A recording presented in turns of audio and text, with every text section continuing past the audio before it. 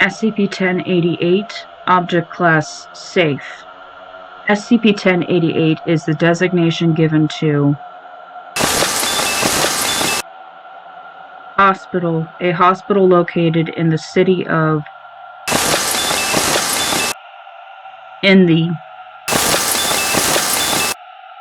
It closed in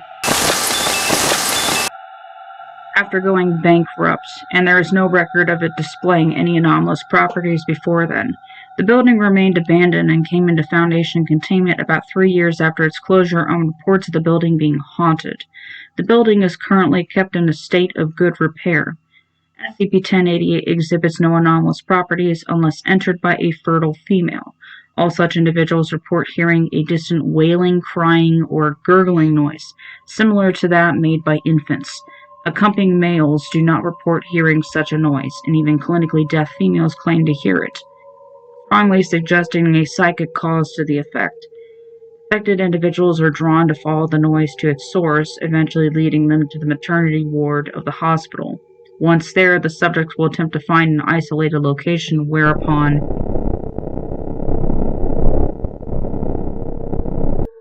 this typically results in between 2 and 5 fertilized embryos implanting in the endometrial lining of the woman's uterus. Victims are dazed and typically wander out of the hospital within a few minutes. Most seem to experience some degree of amnesia as to what happened to them inside. Genetic analysis of the developing embryos reveals them to be unrelated to the host, which may in certain cases lead to incompatibilities that result in a miscarriage. Cross-checking with the recovered records of hospital reveals that the embryos created by SCP-1088's effects genetically match either stillborn fetuses or babies born at hospital.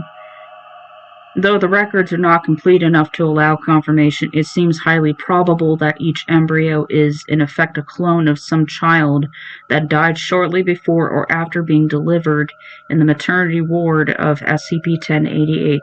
The mechanism for this is unknown. There are 3 cases for development of an embryo generated by SCP-1088. Pregnancy caused by exposure to SCP-1088 may contain embryos that fall into any combination of the 3 cases. Case 1, approximately 43%.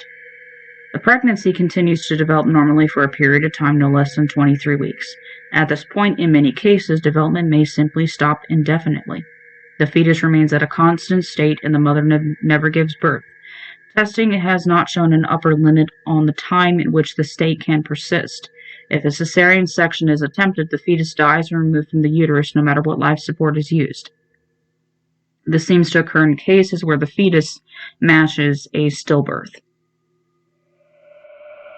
Case 2, approximately 54%. The pregnancy is entirely mundane, and the baby is born as normal. However, at some point, typically within 3 months, the child stops developing. Again, this state persists indefinitely. This seems to occur in cases where the baby matches one that died in the hospital.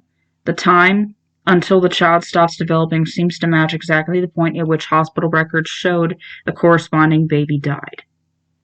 Case 3, approximately 3%. Personnel of Level 3 or higher may consult Addendum 1088-8 for information.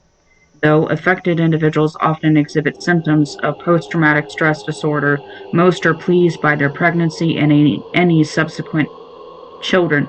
Consequently, despite the physiological stresses of carrying multiple fetuses for an extended period of time, few will seek to have the pregnancies terminated. Similarly, victims resist attempts to confiscate the babies born to Case 2 embryos for research or adoption, despite the psychological and financial stresses caused by caring for infants that never mature further. Addendum 1088-8. In Case 3, the pregnancy is again mundane, and the baby is born and develops as normal. Though no anomalies have been noted with Case 3 children, genetic testing has shown that they match children born at hospital who survived through adulthood. Interestingly, a disproportionate amount of the people with a Case 3 child associated with them have a criminal record, and of those, most show signs of antisocial personality disorder. Special Containment Procedures. Containment of SCP-1088 primarily consists of preventing unauthorized access.